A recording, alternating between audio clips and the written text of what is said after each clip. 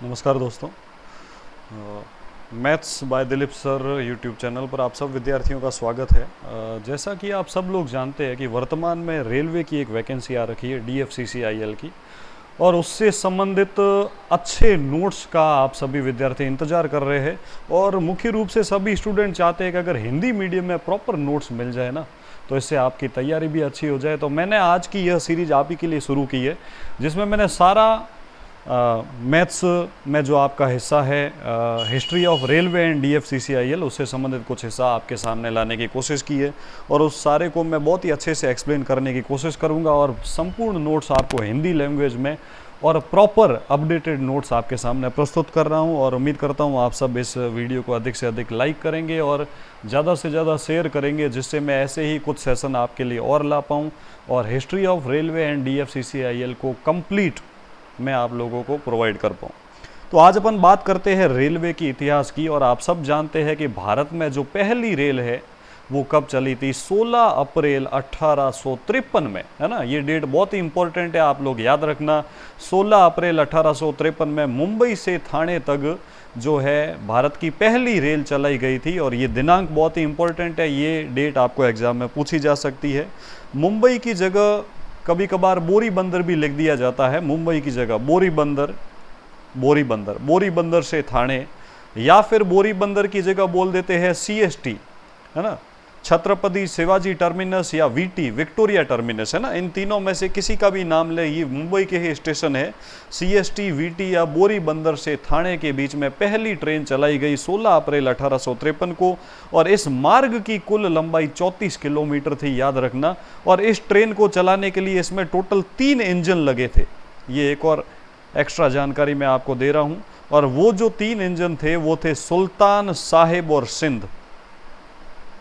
सुल्तान साहिब और सिंध नाम के 3 इंजन इसमें लगाए गए थे। और इन 3 इंजनों की माध्यम से इस ट्रेन को खींचा गया था, जिसके अंदर टोटल 400 यात्री बैठाए गए थे। और लेकिन यदि आपको बोल देना भारत का पहला विद्युतीकृत रेल मार्ग जो है वो कब चला, तो वो चला था लॉर्ड रीडिंग के काल में। और ये जो पहली ट्रेन है ये लॉर्ड डलहौजी के काल में चली थी ना। इस समय भारत के गवर्नर जो थे वो थे लॉर्ड डलहौजी। और भारत की जो दूसरी रेल लाइन है वो 1854 ईस्वी में कलकत्ता के रानीगंज, कलकत्ता से लेके रानीगंज के मध्य बिछाई गई थी। तो ये दोनों पॉइंट आपके लिए बहुत ही इंपॉर्टेंट है। पहली रेल जो है वो 1853 में मुंबई से थाने के मध्य, और दूसरी रेल लाइन 1854 ईस्वी में कलकत्ता से रानीगंज के मध्य बिछाई गई थी। उसके बाद यदि अपन बात करें कि पहली जो विद्युतीकृत रेल मार्ग है, यानी इलेक्ट्रीफाइड जो रेलवे लाइन है, वो लॉर्ड रीडिंग के काल में बिछाई गई थी सन 1925 ईस्वी में। और ये मुंबई से कुर्ला के बीच में बिछाई गई थी। और इस विद्युतीकृत रेल मार्ग को जो चलाने वाला इंजन था, पहला विद्युत इंजन जो भारत का था, उसका नाम था डेक्कन क्वीन। बहुत ही इंपॉर्टेंट पॉइंट है आपके लिए ये भी। मैं आपके लिए सारे अपडेटेड और एग्जाम में बार बार रिपीट होने वाले जो प्रश्न है वो आपके लिए सामने लेके आ रहा हूँ। और अगर आपको पूछा जाए कि भारत की जो रेल व्यवस्था है वो एशिया की तो सबसे बड़ी रेल व्यवस्था है, लेकिन अगर विश्व में स्थान पूछ लिया जाए तो विश्व की तीसरी सबसे बड़ी रेल प्रणाली जो है वो भारत की रेल प्रणाली है। अब यहाँ 2 प्रकार के क्वेश्चन पूछे जाते हैं। एक तो बोलते हैं भारत की रेल प्रणाली का विश्व में कौन सा स्थान है, तब तो उसका उत्तर होगा तीसरा। भारत का जो रेलवे सिस्टम है ना वो वर्ल्ड में 3rd रैंक पे रहता है। लेकिन यदि लंबाई के अनुसार पूछ लिया जाए आपको कि रेल मार्ग की लंबाई के अनुसार भारत का कौन सा स्थान है, तब वह विश्व में 4था स्थान है। दोनों स्थान ध्यान रखना। अगर आपको बोल दे कि भाई रेल प्रणाली जो है वो कौन से नंबर वाली है, तब तो तीसरी। लेकिन अगर रेल मार्ग की लंबाई की दृष्टि से भारत का स्थान पूछे तो वह विश्व में 4था स्थान है। और प्रणाली के अकॉर्डिंग भारत से 2 देश आगे जो है वो कौन कौन से है, तो उसके बारे में अगर अपन बात करें तो विश्व की सबसे बड़ी रेल प्रणाली जो है वो अमेरिका की है, और उसके बाद दूसरे नंबर पे रूस की है, और तीसरे नंबर पे रेल प्रणाली भारत की पड़ती है। और यदि रेल मार्ग की लंबाई की बात करें तो विश्व में सबसे लंबे रेल मार्ग संयुक्त राज्य अमेरिका में है, उसके बाद चीन में, फिर रूस में, और फिर भारत में, है ना। तो ये दोनों पॉइंट आपके लिए बहुत ही इंपॉर्टेंट है और दोनों पॉइंट आपको ध्यान रखने हैं। आगे बढ़ते हैं। अगला हमारे पास जो महत्वपूर्ण बिंदु है उसको भी अपन समझने की कोशिश करते हैं कि भारत का रेल प्रबंधन इतना बड़ा रेल मार्ग होने की वजह से इसके संचालन के लिए इसको अलग अलग जोन में बांटा गया, अलग अलग प्रशासनिक इकाइयों में बांटा गया है ताकि उसका संचालन अच्छे और एकदम सुव्यवस्थित ढंग से हो सके। इसलिए रेल को अलग अलग जोन में बांटा गया है और प्रत्येक जोन का अपना एक मुख्यालय बनाया गया है ताकि उसका अच्छे से प्रबंधन किया जा सके, क्योंकि इतना बड़ा जो रेल प्रणाली है उसको अगर आप संचालित करना चाहते हो तो उसको अलग अलग हिस्सों में बांटना जरूरी है। और इस रेल जोन का जो संचालन है वो इन्हीं मुख्यालयों के माध्यम से किया जाता है। और अगर बात करें कि उत्तरी रेलवे जोन जो है, ये आपने नाम सुना होगा, ये एक प्रकार का रेलवे जोन है और ऐसे कई रेलवे जोन का आपने नाम सुना होगा। आप जहाँ रहते हो, आप जिस जिले में या जिस राज्य में रहते हो, आपने वहाँ देखा होगा उत्तरी रेलवे, पश्चिमी रेलवे, है ना, उत्तरी पश्चिमी रेलवे, उत्तरी पूर्वी रेलवे, है ना। तो ये सब अलग अलग प्रकार के रेलवे जोन है। और उत्तरी रेलवे जो है इसका मुख्यालय जो है वो नई दिल्ली है। मैं अभी सारे मुख्यालय, सारे रेलवे जोन और उनके मुख्यालय की लिस्ट भी इसमें आपके सामने लेके आऊँगा। और उत्तरी रेलवे का संचालन एवं प्रबंधन नई दिल्ली के माध्यम से किया जाता है क्योंकि यह इसका मुख्यालय है। इस प्रकार भारतीय रेलवे के प्रबंधन और संचालन के लिए वर्तमान में रेलवे को 17 नहीं, इसको आप करेक्ट कर देना, कुल 18 जोन में विभाजित किया गया है। 18 जोन में विभाजित किया गया है। और पहला जो हमारे पास रेलवे जोन है वो है मुंबई वीटी, विक्टोरिया टर्मिनस, है ना। ये पहला हमारे पास देश का पहला जो जोन है वो मुंबई वीटी है और इसी वीटी को वर्तमान में सीएसटी के नाम से चेंज कर दिया गया। विक्टोरिया टर्मिनस को वर्तमान में छत्रपति शिवाजी टर्मिनस कहा जाता है। और ये मुंबई वीटी पहला रेलवे जोन है जिसे 1951 में संचालित किया गया, है ना। तो ये पहला रेलवे जोन कौन सा है ये भी आप लोगों को ध्यान रखना है। और इसका सन भी आपको याद रहना चाहिए कि जो पहला रेलवे जोन बनाया गया मुंबई वीटी, उसकी स्थापना सन 1951 में की गई। और अब हमारे पास सभी रेलवे जोन और उनके मुख्यालय के नाम हैं, तो आप लोग इनको ध्यान से देखेंगे। तो जो हमारे पास अलग अलग रेलवे जोन है, जैसा कि मैंने बताया, उत्तरी रेलवे, इसका संचालन नई दिल्ली से किया जाता है, उसका मुख्यालय नई दिल्ली में है। उत्तरी मध्य रेलवे का संचालन इलाहाबाद से किया जाता है। उत्तर पश्चिम रेलवे का संचालन जयपुर से किया जाता है। उत्तर पूर्वी रेलवे का जो मुख्यालय है वो गोरखपुर है। उत्तर पूर्वी सीमा प्रांत रेलवे, इसका मुख्यालय है हमारे पास मालेगांव, गुवाहाटी में। और उत्तर पूर्वी रेलवे जो है, पूर्वी रेलवे का मुख्यालय कलकत्ता में है। कलकत्ता में एक और मुख्यालय भी मिलेगा आपको। पूर्वी मध्य रेलवे का संचालन हाजीपुर, पटना के पास से किया जाता है। पूर्वी तटवर्ती रेलवे का संचालन भुवनेश्वर, उड़ीसा से किया जाता है। दक्षिणी रेलवे का संचालन चेन्नई, तमिलनाडु से किया जाता है। दक्षिणी मध्य रेलवे जो है वो हैदराबाद के पास एक स्थान है सिकंदराबाद, वहाँ से किया जाता है। दक्षिणी पश्चिमी रेलवे का हुबली से किया जाता है जो कर्नाटक में है। उसके आगे हमारे पास कुछ और मुख्यालय है जिनको आपको ध्यान से देखना है। दक्षिणी पूर्वी रेलवे का संचालन कलकत्ता से किया जाता है। दक्षिणी पूर्वी मध्य रेलवे का संचालन, दक्षिणी पूर्वी मध्य रेलवे का संचालन बिलासपुर, छत्तीसगढ़ से किया जाता है। पश्चिमी रेलवे का जो मुख्यालय है वो मुंबई के अंदर चर्च गेट नाम करके इसका मुख्यालय है। और मध्य रेलवे जो है उसका मुख्यालय है मुंबई के अंदर वीटी, विक्टोरिया टर्मिनस, जिसको वर्तमान में सीएसटी भी कहा जाता है। पश्चिमी मध्य रेलवे जो है ये जबलपुर से इसका संचालन किया जाता है। और कलकत्ता मेट्रो, इसका संचालन कलकत्ता से किया जाता है। और 18वां और सबसे नया जो जोन है वो है हमारे पास साउथ कोस्टल, है ना, दक्षिणी तटीय रेलवे। दक्षिणी तटीय रेलवे ये हमारे पास 18वां और सबसे नया जोन है और जिसका संचालन विशाखापट्टनम से किया जाता है। विशाखापट्टनम। तो ये सभी रेलवे के 18 जोन और उनके मुख्यालय, इनको आप अच्छे से पढ़ें। और ये लेटेस्ट अपडेटेड जो है इसको भी आप ध्यान रखना। कई बार एग्जाम में पूछा जा सकता है कि 18वां या सबसे नया रेलवे जोन कौन सा है, तो वो है दक्षिणी तटीय रेलवे। और यदि आपको सबसे पुराना रेलवे जोन पूछे तो वो भी आपको ध्यान रखना है। सबसे पुराना रेलवे जोन जो देश का पहला जोन है उसके बारे में मैंने आपको बताया, मुंबई वीटी, है ना, जिसका संचालन 1951 में किया गया।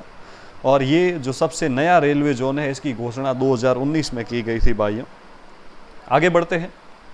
और अगर अपन बात करें तो एक बहुत ही बड़ी रेल परियोजना चलती है देश में, कोंकण रेल परियोजना।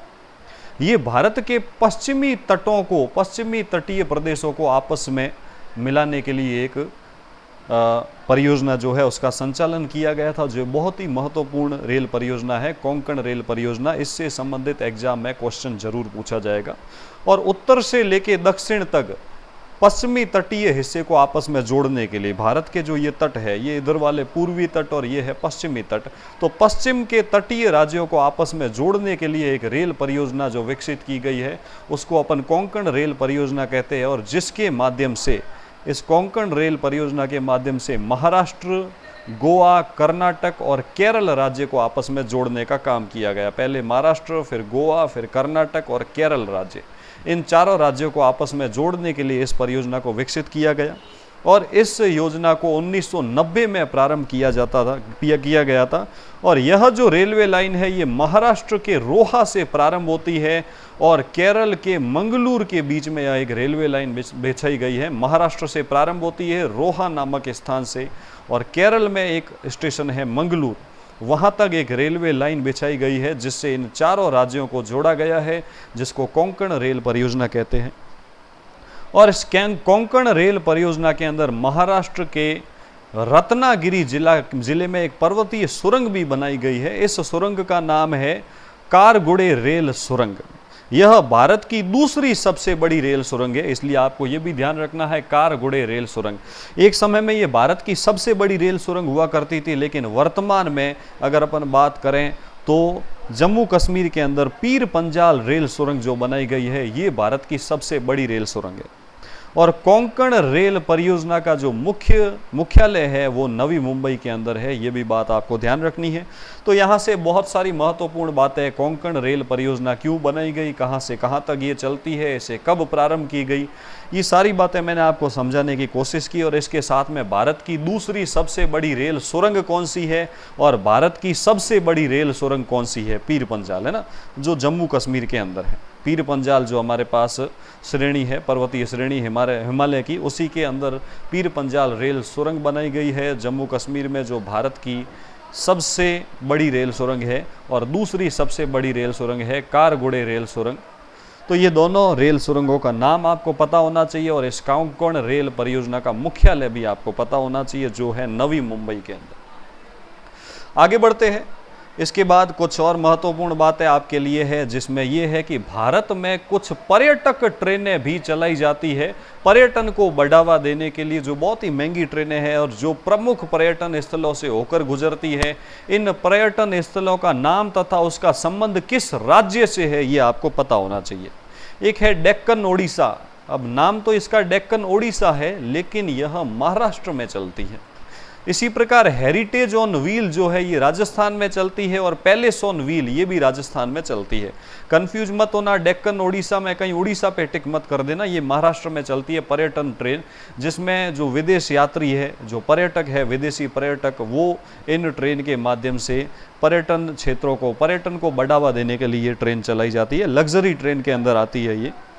उसके बाद महाराजा एक्सप्रेस जो है वो दिल्ली से मुंबई के बीच में चलती है, और ओरिएंट एक्सप्रेस जो है वो गुजरात के पर्यटन स्थलों में चलती है। तो ये कुछ पर्यटन ट्रेनें हैं जो आप लोगों को ध्यान रखनी है, एग्जाम में पूछी जा सकती है। ये किस राज्य में चलती है, इससे संबंधित जानकारी। आगे बढ़ते हैं। इसी प्रकार एक और महत्वपूर्ण बिंदु ये है कि ब्रिटिश काल में कुछ महत्वपूर्ण टॉय ट्रेनें भी चली थी, और ये टॉय ट्रेनें, इसके माध्यम से मनोरम दृश्यों को अपन लोग देख सकते हैं, जिसके माध्यम से प्रकृति के मनोरम दृश्य आप लोग देख सकते हैं। और ये ट्रेनें जो है वो, इसके अंदर शीशे के छत लगे होते हैं, और इसकी खिड़कियों के माध्यम से आप काफ़ी मनोरम दृश्य, विहंगम दृश्य, जो ये ट्रेनें घाटियों के बीच में से होकर गुजरती है, वो आप देख सकते हैं। और भारत की पहली ट्रेन ये ब्रिटिश काल में चलाई गई थी, और भारत की जो पहली टॉय ट्रेन है वो दार्जिलिंग में है, दार्जिलिंग टॉय ट्रेन के नाम से नॉर्थ ईस्ट वाले हिस्से में चलती है। इसके बाद में अगर अपन बात करें तो नीलगिरी टॉय ट्रेन और शिमला टॉय ट्रेन जो है ये चलती है, और यूनेस्को में शामिल किया गया है इन टॉय ट्रेनों को। यूनेस्को ने इनको विश्व धरोहर में शामिल किया है। कौन सी टॉय ट्रेन को कब विश्व धरोहर में शामिल किया गया, यह सन जो है आपको पता होना चाहिए। तो दार्जिलिंग टॉय ट्रेन जो है वो 1999 में यूनेस्को द्वारा विश्व धरोहर में शामिल किया गया। नीलगिरी टॉय ट्रेन को 2005 में विश्व धरोहर में शामिल किया गया और शिमला टॉय ट्रेन को 2008 में विश्व धरोहर में शामिल किया गया। तो ये कुछ महत्वपूर्ण टॉय ट्रेन हैं जिनको कब विश्व धरोहर में शामिल किया गया, जो बहुत ही महत्वपूर्ण है और ये सन एग्जाम में पूछे जा सकते हैं।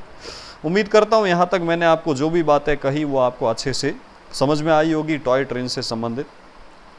आगे कुछ और महत्वपूर्ण प्रश्न मैं आप लोगों को समझाता हूं जिनको भी आप ध्यान से देखना कि एक महत्वपूर्ण कमेटी बैठाई गई, एक्टवर्थ कमेटी, जिसकी सिफारिशों के माध्यम से सन 1924 में रेल बजट को आम बजट से अलग कर दिया गया। बहुत ही इंपॉर्टेंट है ये सन 1924 1925, है ना, दोनों सन बताए जाते हैं लेकिन एग्जाम में 1924 सन आपको देखने को मिलेगा। 1924-25 में रेल बजट को आम बजट से अलग कर दिया गया था और इसके माध्यम से पहला स्वतंत्र रेल बजट 1925 ईस्वी में प्रदर्शित किया गया। इससे पहले रेल बजट और आम बजट दोनों एक ही साथ थे। पहला स्वतंत्र रेल बजट 1965 में प्रस्तुत किया गया था। तो ये बहुत ही इंपॉर्टेंट सन है और ये कमेटी का नाम भी बहुत इंपॉर्टेंट है कि एक्टवर्थ कमेटी की सिफारिशों से रेल बजट को आम बजट से अलग किया गया सन 1924 में। और भारतीय रेलवे द्वारा मुख्य रूप से जो सामान ढोए जाते हैं वो है कोयला, सीमेंट और खाद्यान्न, जिसमें सबसे अधिक तो कोयला जो है वो ढोया जाता है। कोयले के परिवहन से सबसे ज़्यादा अर्निंग जो है वो भारत सरकार करती है। और एक और महत्वपूर्ण बिंदु है, भारत का सबसे लंबा रेल मार्ग कौन सा है? तो सबसे लंबा जो रेल मार्ग है वो असम से प्रारंभ होता है।